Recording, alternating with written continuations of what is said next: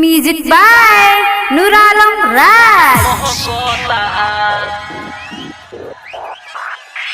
कि सब ताला वरवा महकोता कि तोहर निचवो महकोता रे गोरा क्यों परवो महकोता मरल से कवन ई आरावा कि सब साला वरवा महकोता मरल से कवन ई आरावा कि सब साला वरवा महकोता कि तोहर निचवो महकोता रे गोरा क्यों परवो महकोता मरल से कवन ई आरावा कि सब साला वरवा महकोता मरल से कवन ई आरावा कि सब साला वरवा महकोता डीजे तारा महकोता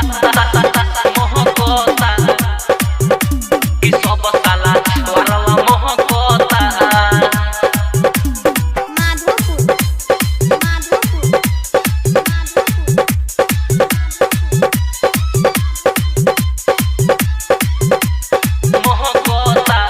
कहाँ से आवतारी भोरे भोरे धुन में लागल बाटे माटी तोरा दोनों बयल धुन में लागल बाटे माटी तोरा दोनों बयल धुन में कहाँ से आवतारी भोरे भोरे धुन में लागल बाटे माटी तोरा दोनों बयल धुन में सच हमके बतावा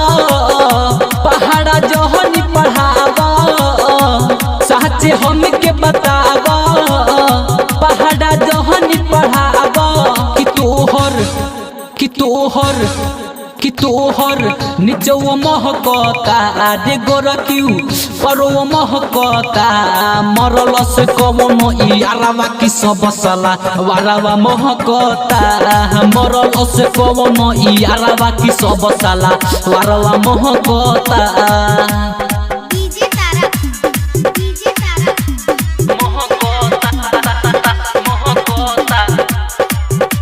कि सब साला वरवा महकोता म्यूजिक बाय नूर आलम राज।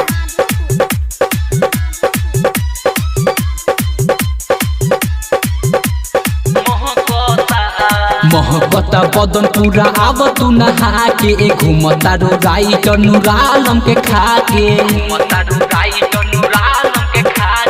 महकता पूरा बदन आव तू नहा के घूमता रो राइट रूपेंद्र के खा के